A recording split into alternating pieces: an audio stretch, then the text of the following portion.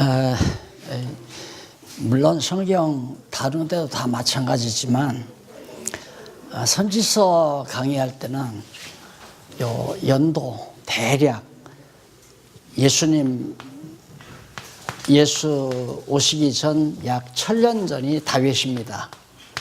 그다음 1500년경이 모세고, 그다음 아브라함이 이제 한 2000년. 이 정도는 성도들이 대충 기억하도록, 정확한 연대는 아니지만 대략입니다. 이게 왜 그렇게 중요하냐면 예언과 언약과 성취라고 하는 것은 시간 문제거든요.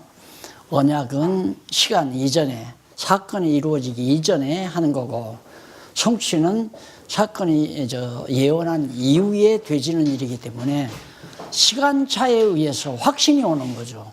언약대로 이루어졌다. 이 시간차를 정확하게 성도들이 아는 것이 매우 중요하니까, 아까도 그랬잖아요. 이사야가 북이스라엘 멸망 무렵에 예언하는 게 이사야 아닙니까? 이때 예언하는 것이 바로 모세 언약의 결과고, 그러게 이사야 선지자의 예언의 근거는 모세 언약이고, 모세 언약의 근거는 아브라함과 이삭과 야곱의 언약이 근거가 되고, 그 근거는 영원한 하나님의 작정 섭리가 근거다. 이게 이제 성도들이 숫자적으로 연도적으로 계산을 해야, 야, 정말 놀랍다. 어떻게 하나님이 영존하신 하나님이 안 계시다면 야곱이 유다에게 예언한 대로 다윗이 왕이 되며, 모세가 예언한 대로 언약한 대로 이렇게 정확하게 이사야가 예언을 통해서 정확하게 70년 포로 생활이 이루어지고, 흩었다가 모으시고 때리시고 싸매시고 하는 이런 역사 섭리가 어떻게 가능할까?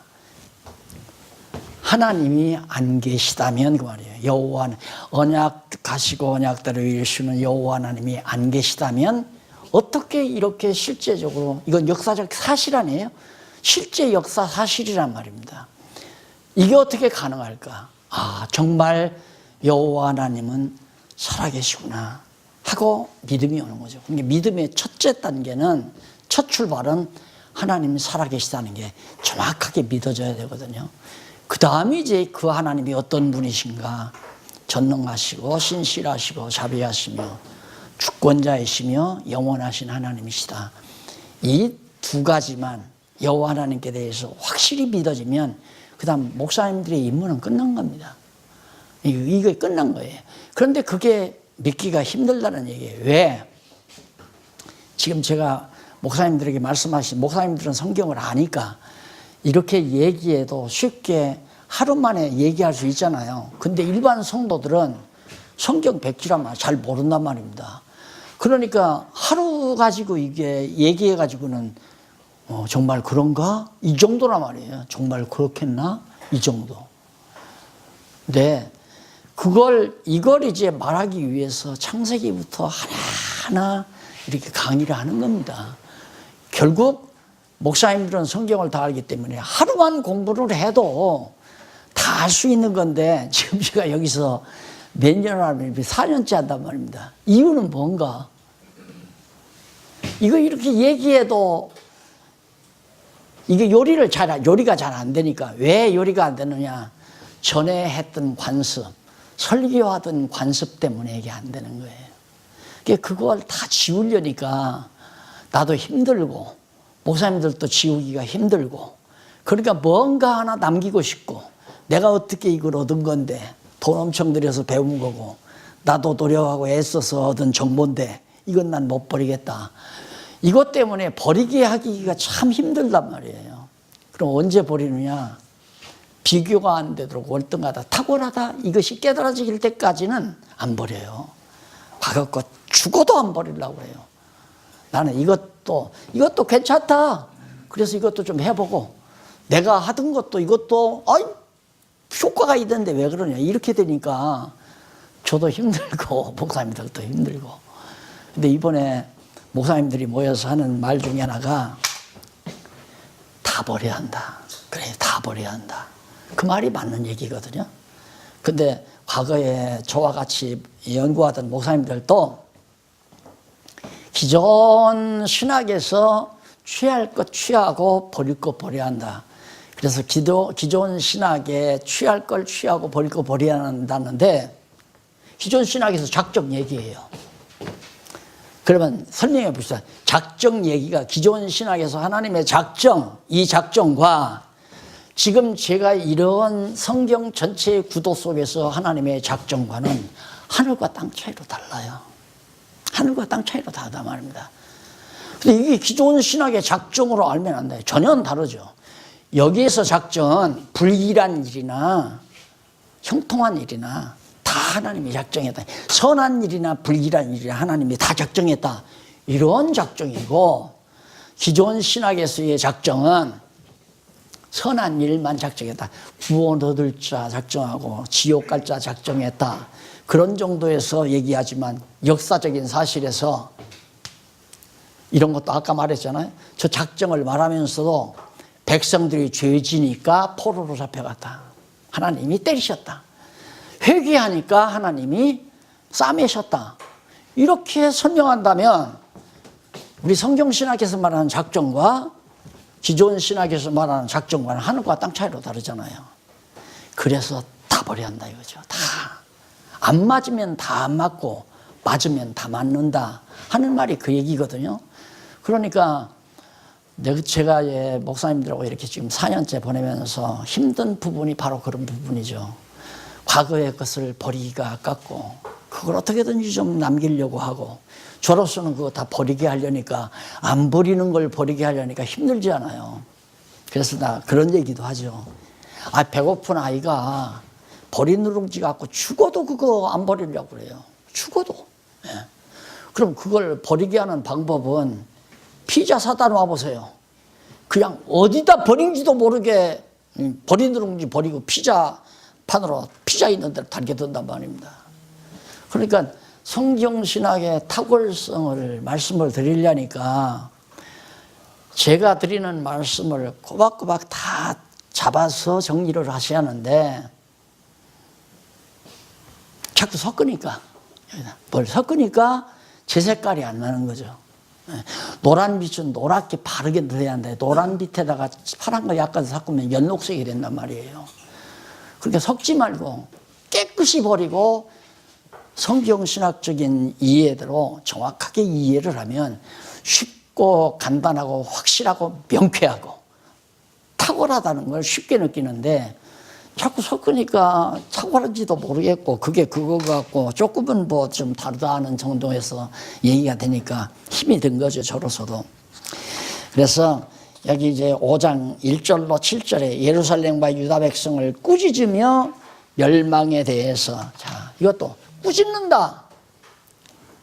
꾸짖는다는 것은 너 회개하고 돌아오라고 꾸짖었다고 그렇게 생각하는 건지 우리는 보통 일반적으로. 꾸짖었다고 하는 것은 죄의 책임을 지우려고 하는 거죠. 이게 불순종 가운데 가두어서 죄인임을 깨닫게 하려고. 왜? 죄인임을 깨닫게 하려고 하는 건 은혜가 은혜 되게 하기 위해서. 이게 다른 거 아니에요? 전혀 다르죠. 그러니까 죄를 꾸짖었다고 하는 것은 회개하라고 촉구하는 것이다. 우리는 보통 전통신학에서 그렇게 이해하잖아요. 꾸짖었다고 하는 단어 자체 하나만도 제가 이해하는 꾸짖었다는 이해의 관념과 전통신학에서 말하는 꾸짖는 단어는 전혀 달라요. 전통신학에서는 인간이 해야 된다고 촉구하기 위해서 꾸짖었다 이거고 나는 하나님의 계획, 하나님의 작정 섭리를 이루기 위해서 꾸짖었다는 거고 전혀 다르잖아요. 그러니까 성경 한 구절 한 구절이 다 다른데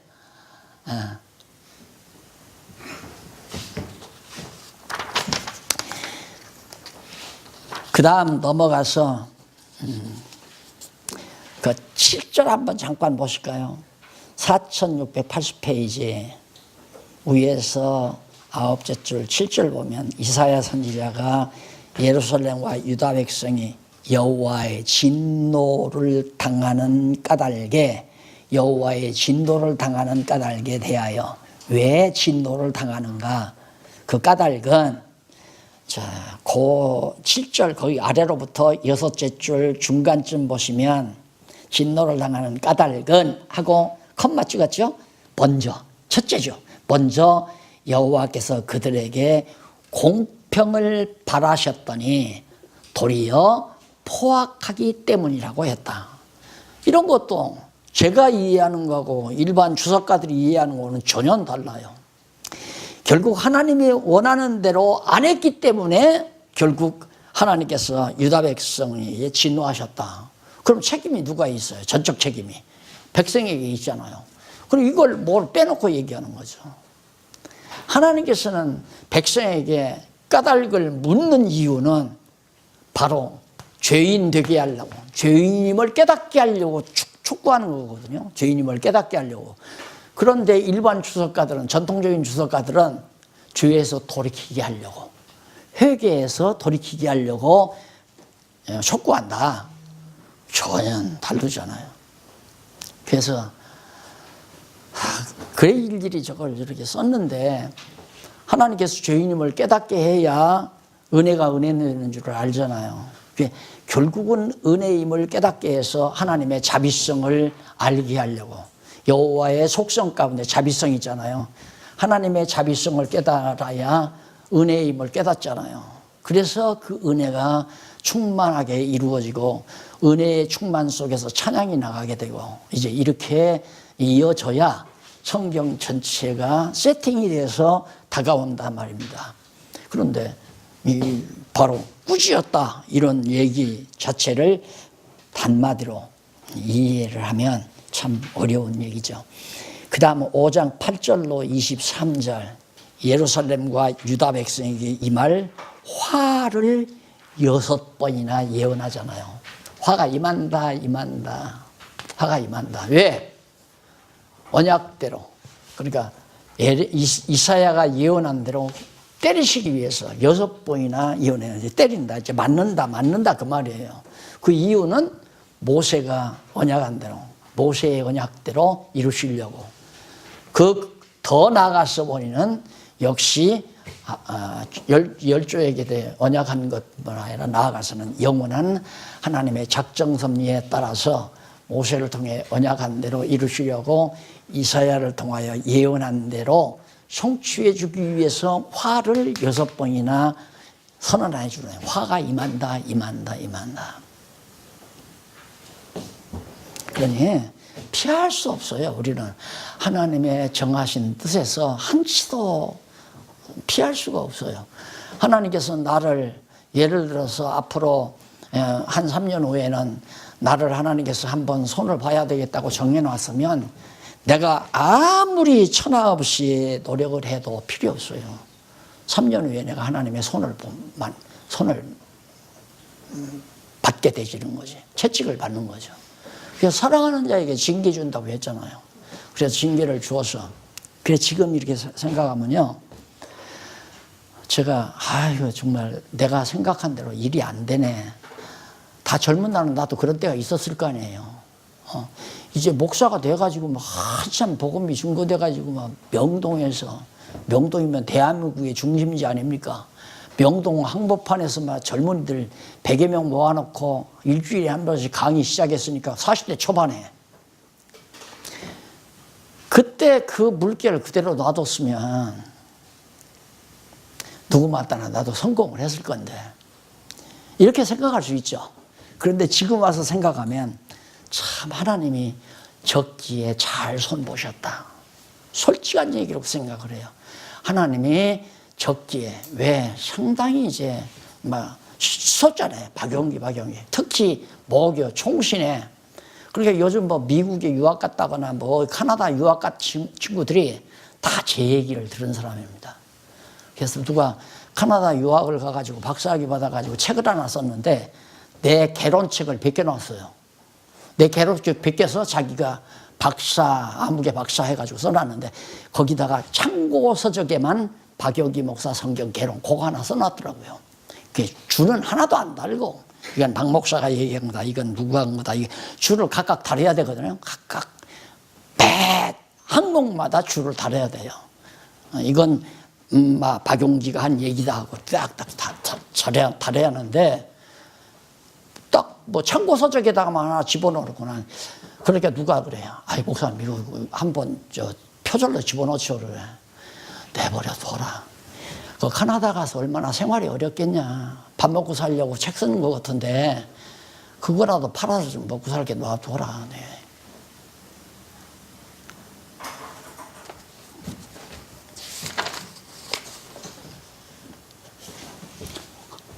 하나님께서 막으시는 게 복으로 알면 성경신학 깨달은 거예요.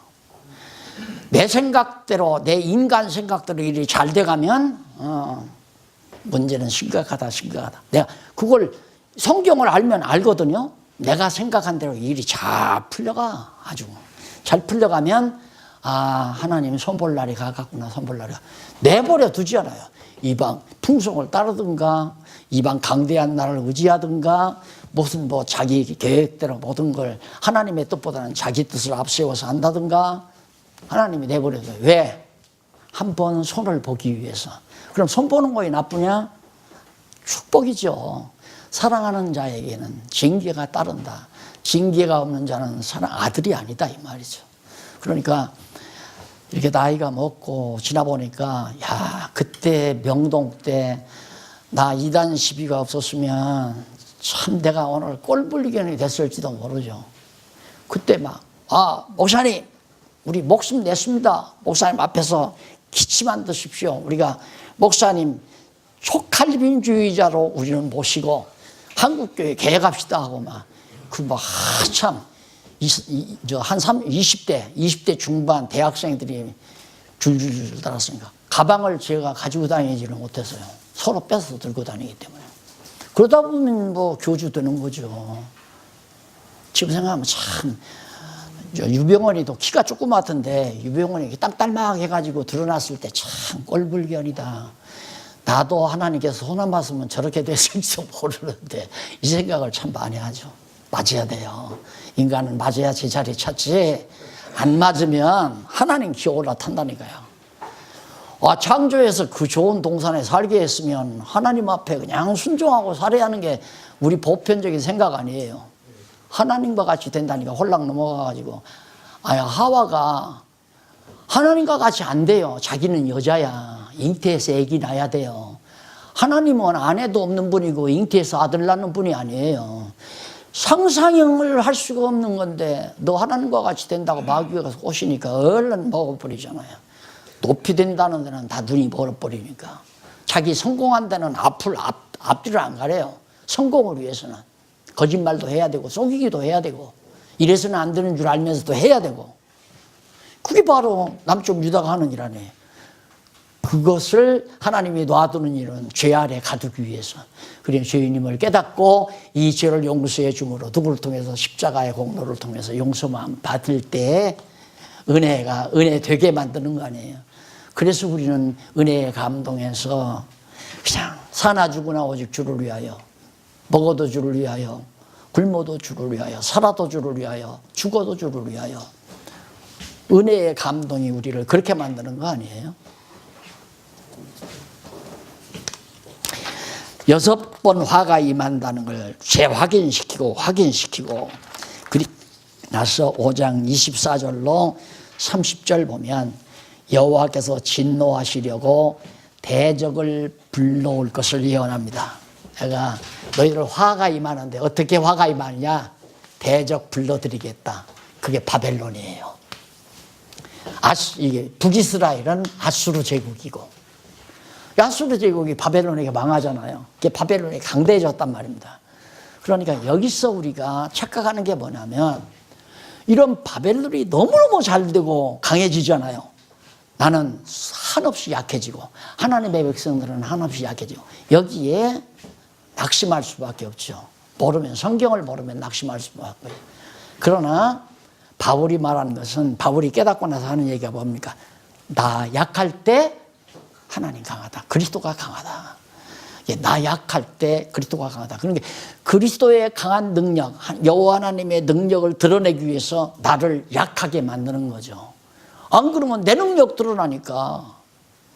그래서 내 이름 드러내는 것을 제일 그래서 엊그저께도 우리 조원구 목사님 만나서 책 앞에다 내 사진을 냈잖아요. 그래서 목사님 그 사진 좀 내려줬으면 좋겠어 그랬어요. 왜? 내 얼굴하고 내 이름 나는 거. 근데 내가 책을 내고 누가 썼는지도 모르면 이것도 유령물이라고 할까봐 또 출판사한테 문제가 되잖아요. 그래서 이름을 할 수 없이 밝힌 거지만 이름 밝히고 이름 내고 얼굴 내는 것처럼 두려운 일이 없죠.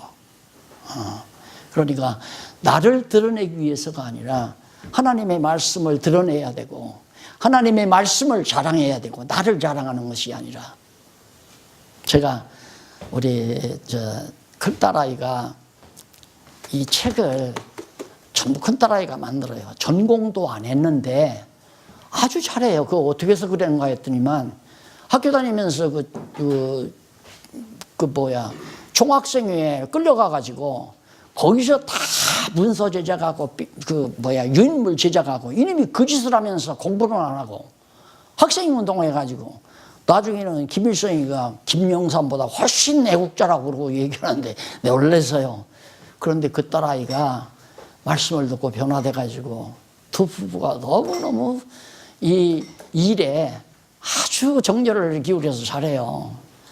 그래서 이제 이걸 한 권을 주고 싶은데 뭐라고 이제 좀 전제를 할까 하는데 거기다가 한없이 자랑스러운 큰딸 아무개에게 그렇게 쓰고 싶은데 딸을 자랑한다고는 말이 자꾸 걸리는 거예요. 예. 딸을 자랑한다니. 그래서 그거는 상대적으로 인간적인 입장에서 자랑하고 싶다는 얘기지 하나님보다 더 위대한 존재라는 말은 아니다. 아버지로서 딸에 대한 얘기니까 그냥 그렇게 쓰자 하고 마음은 먹고 있지만 아직 쓰지는 못했어요. 그러니까 자랑한다는 것은 제일 두려운 것이 자기도 모르게 자꾸만 예를 들어서 우리 조 목사님이 이제 내 얼굴을 갖다 했잖아요. 그러면 공부하시는 분들이 알아본단 말입니다. 그러면 어디에 떡 시작을 갔는데 아이고 박 목사님 하십니까? 목사님 훌륭하십니다. 악수를 하면 나도 사람인지라 야 이거 내가 점점 이름이 나는구나. 내가 나를 견지하는 데 큰 장애물이 되기 때문에 가능만 하면 내 얼굴 내는 것도 싫고 이름 자랑하는 것도 싫고 그래서 성경신학 자랑한 게 아니라 자꾸 이번에 어느 목사님 그러더라고요. 이걸 자기가 가리키면서 박용기 목사님, 박영림 목사님 하니까 막 다 싫어하더래요. 그래 내가 끝난 다음에 목사님 그 박용기 목사 자랑하는데 좋아할 사람이 누가 있어. 왜 박용기 목사를 자랑하냐. 성경 말씀 하나님의 말씀을 자랑해야지. 내가 그러고 했는데 정말 사람이라는 건 쉽게 넘어가요. 자기를 높이는 데는. 그러니까 사기꾼들이 사기치는 첫째 방법이 보면 자꾸 죽이면 되잖아요. 아, 참 훌륭하십니다. 처음 만나서 이제 아파트 한 채를 사기쳐서 팔아먹어야 되겠는데, 아, 훌륭하시고, 말씀을 들으니까 어쩌고저쩌고. 자꾸 나를 주면 내가 가슴이 뜨거워져가지고, 가슴이 뜨거워지면 머리가 뜨거워져요. 머리가 뜨거워지면 분별력이 흐려져요. 아, 그런데 목사님, 이런 게 하나 있거든요. 그냥 목사님 생각해서 좋으시면 하나 구입하시죠. 그럼 요즘 칭찬받았으니까 미안하니까 덜컥 계약할 수 있잖아요. 그 이미 다른 사람 앞으로 다 이전 등기된 거 거짓말로 팔아먹은 거죠. 그래서 사기꾼들이 자꾸 상대를 지키는 겁니다. 그래서 정말 여기 하나님께서 하나님의 백성들을 이렇게 화선언하면서 낮추는 것은 제대로 하나님의 백성 만들기 위한 하나님의 놀라운 사랑의 배려다. 그래서 제가 아마 지금 목사님들보다 나이가 하여튼 20, 30년 앞인 분들도 있으니까 목사님들도 아마 70, 80 넘어가 보면 오늘 이렇게 내가 얘기했던 내용이 그때 박용기라는 인간이 그래서 그랬구나. 이렇게 공감할 날이 있으라고 저는 확실히 믿거든요. 확실히. 예. 다 필요 없어요.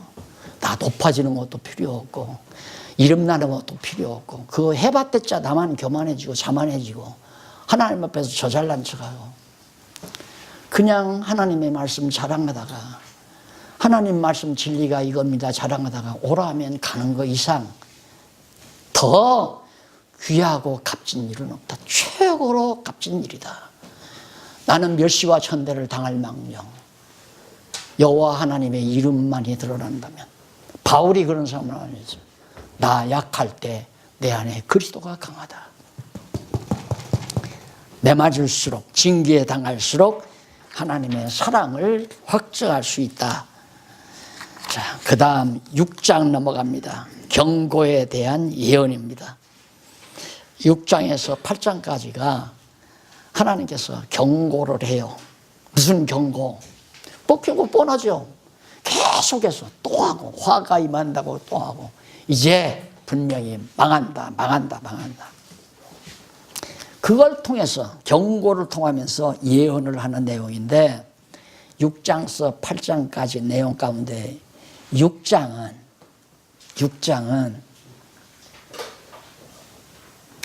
여호와의 경고를 예언할 선지자의 소명에 대한 내용입니다. 아까 똑 나가니까 우리 목사님 한 분에 우리 조원구 목사님 분에 좋은 거는 박사님이래요. 근데 그럼 왜 목사님이라고 자꾸 박사님이라고 해야지?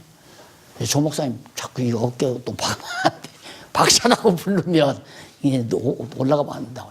목사님 바로 친한 것 같은데 자꾸 넘어가게 조 박사님 하면 우리 사이에 쉽게 그렇게 할 수 있잖아요.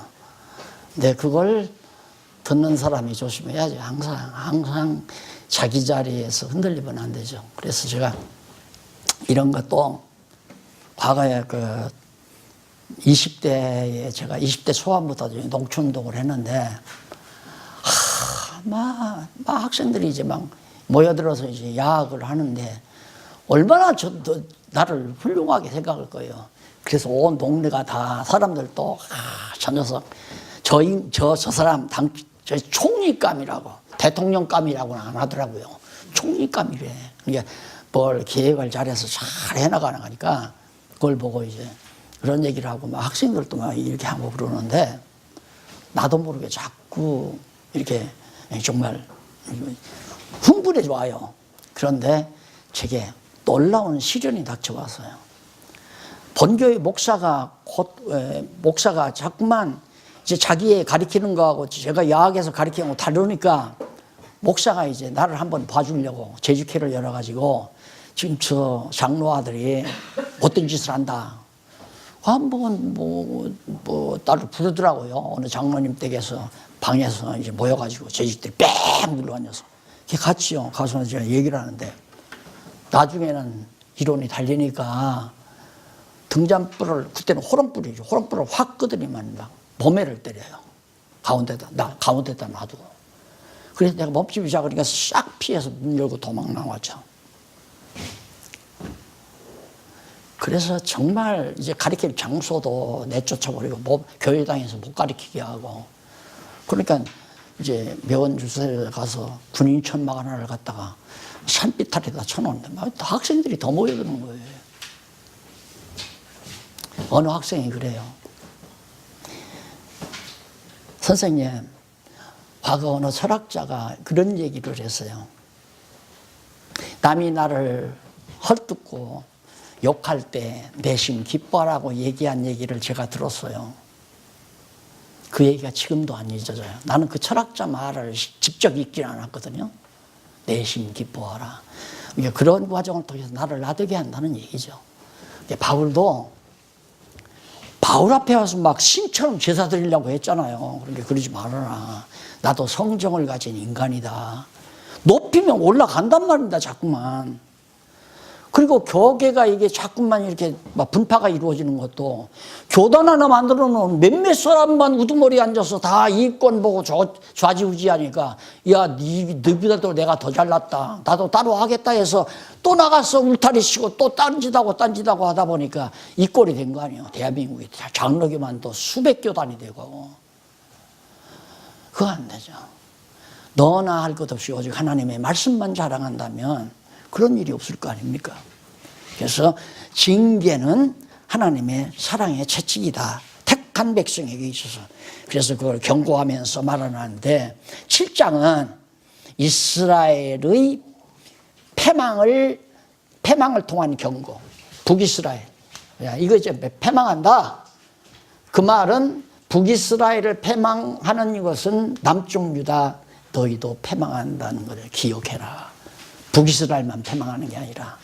하나님께서 이때 이사야가 북이스라엘 패망할 때 721년 아니에요?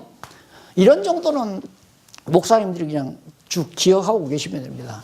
예수님 오시기 전, 다윗이 1000년 전, 모세는 1500년 전, 아브라함은 한 2000년 전, 이런 정도의 숫자만 기억하고 북이스라엘에 패망할 때가 주전 721년, 남쪽 유다가 패망할 때가 587년 주전, 이렇게 역사적으로 연대를 가지고 계시면서 언약과 성취, 예언과 성취, 이것을 하나하나 밝혀주면서 언급해주면, 야, 놀랍다. 정말 역사를 주관하시는 여호와 하나님은 살아계시구나. 그래서 성도들이 그냥 귀족은 듯이 조용히 듣습니다. 이게 이제 들어가기 시작하면. 그럼 벌써 귀가 열린 거예요. 그러니까 성도들이 어느 정도 좀 성숙한 성도들은 반드시 2단계로 끌어올려야 됩니다. 2단계로 끌어올려서 이제 초신자들은 어쩔 수 없어요. 전매겨야지. 그러나 10년, 20년 다니면서 교회 직분자가 됐으면 이거 끌어올려서 정말 그분의 생명, 그분의 재산, 그분의 지혜, 소질, 모든 것 다 온전히 주를 위해서 다 던질 수 있도록 그런 뜨거운 사명감이 가슴에서 불타도록 만들어가는 건 이 말씀의 능력밖에 없어요. 얼마나 간단하고 정확합니까? 얼마나.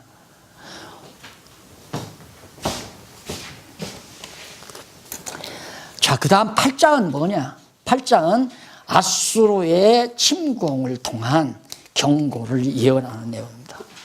자, 아직 지금 여기 북이스라엘이 아직 안 망했거든요. 721년인데 망할 때가. 아수르가 이제 북이스라엘 쳐들어온다. 사마리아에 쳐들어온다. 그걸 이사야가 예언하잖아요.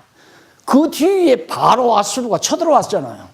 그러면 남쪽 유다는 경고를 받는 거죠. 와, 진짜 이사야가 예언한 대로 정말로 망하네. 정말로 북이스라엘 망하네.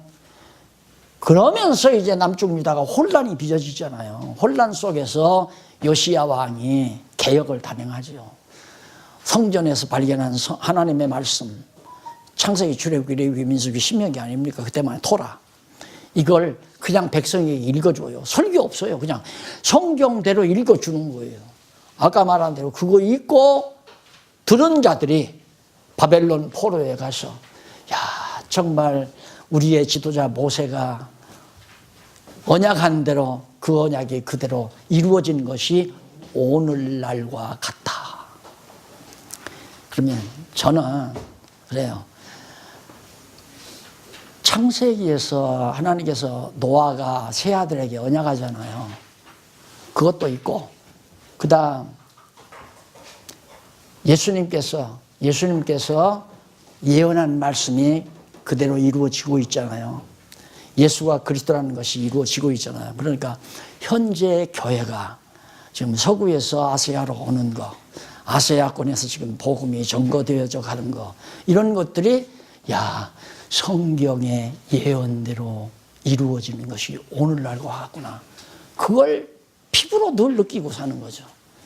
노아가 셈에게 언약한 대로 셈의 우선 너희는 여호와를 찬양할지어다. 아주 간단해요. 너는 여호와를 찬양할지. 야벳은 창대하고 함은 형제들의 종이 될 거고 다 그대로 됐잖아요. 근데 셈은 여호와를 찬양할지어다. 요 근래 와서 더더군다나 성경대로 안 보인 이유는 중요한 단어들이 다 빠졌잖아요. 구약에서는 메시아라는 용어가 빠져 있고 없어요. 기름 부음 받은 자라는 말이지만 신약에서는 여호와라는 말이 빠졌잖아요.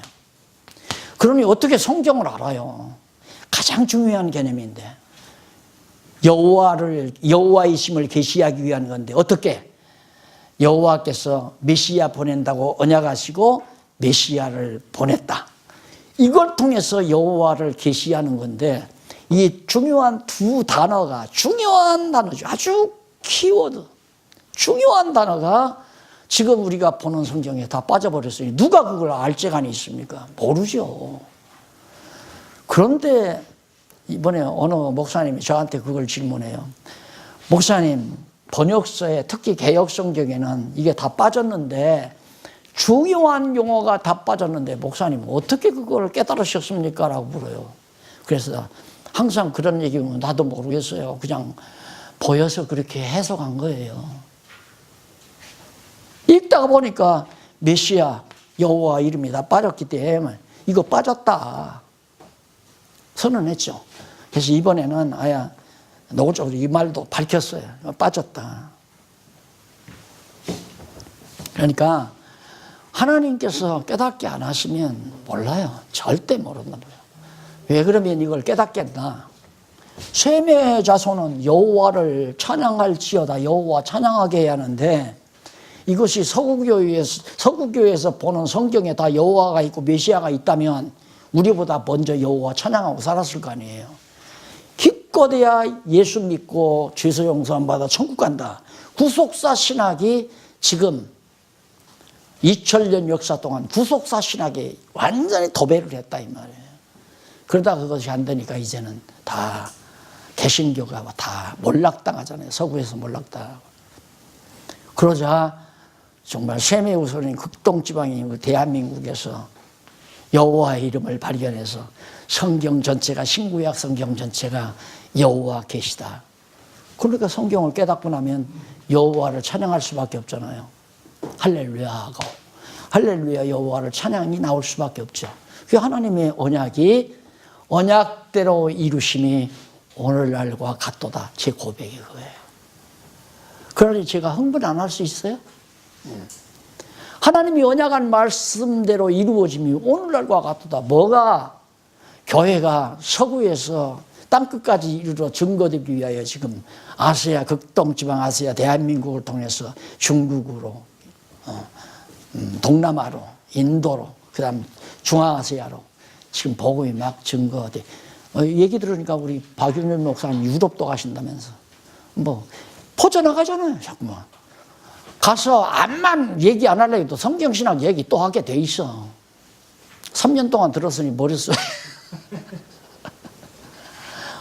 난 놀라운 거예요. 누가 전하면 어때요? 누가 전하면 가서 여호와 전하면 돼요. 여호와 살아계시다.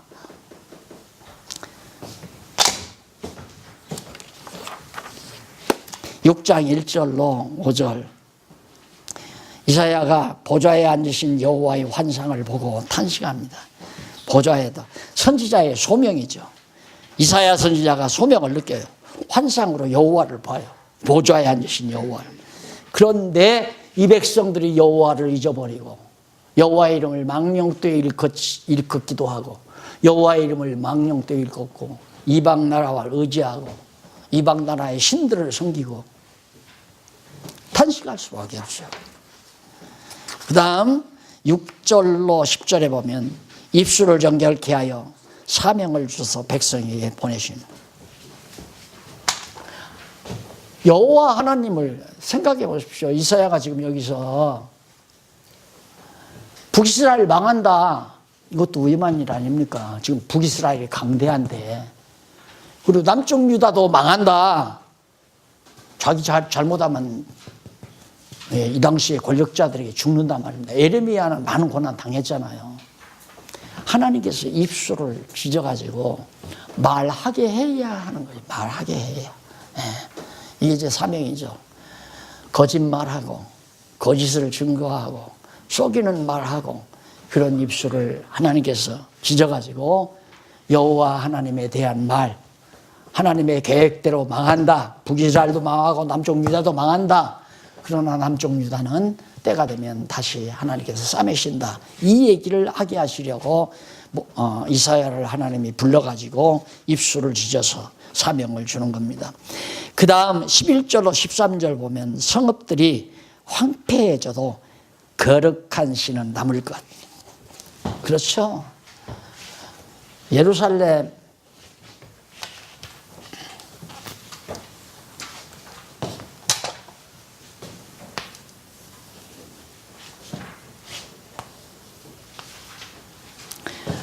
예루살렘을 비롯해서 그 주변의 많은 성읍들은 전부 황폐해진다. 물론 북이스라엘에 속하는 성읍도 이미 아수르에게 다 패망하니까 다 황폐해지죠.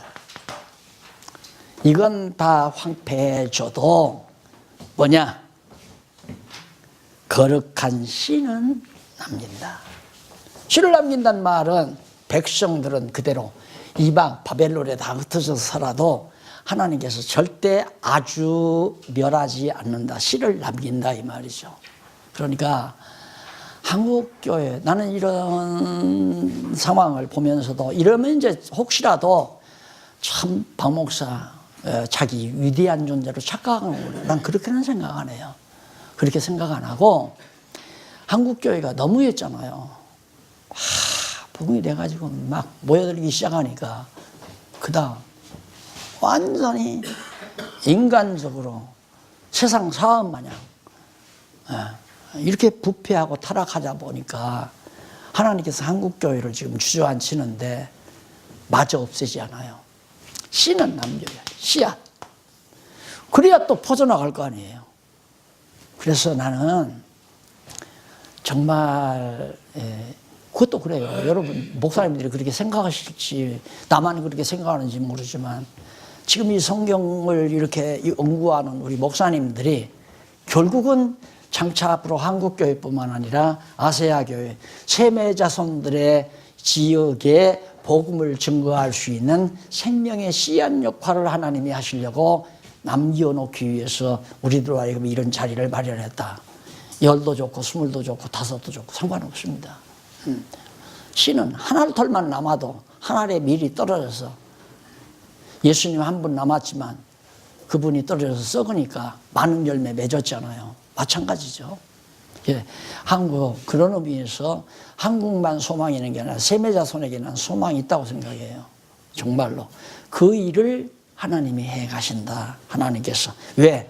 당신이 그렇게 정해 놓으셨기 때문에. 그래 이 다 망하는데도 예루살렘 멸망할 때 얼마나 많은 유대인들이 죽었습니까? 죽었는데 포로로 잡혀간 자들이 바벨론에 가서 흩어져서 사는 거거든요. 그들이 이제 70년 후에 다시 돌아오는 거 아니에요. 그게 씨앗으로 나며 놓는다. 그래서 성읍들이 황폐해져도 성읍은 다 무너지고 다 풀밭이 되고 들짐승들이 사는 곳이 돼도 상관이 없어요. 그건. 그러니까 건물이 헐어지고 뭐 조직체가 다 흩어지고 상관이 없어요. 난 그것과 아무 관계가 없는 거니까.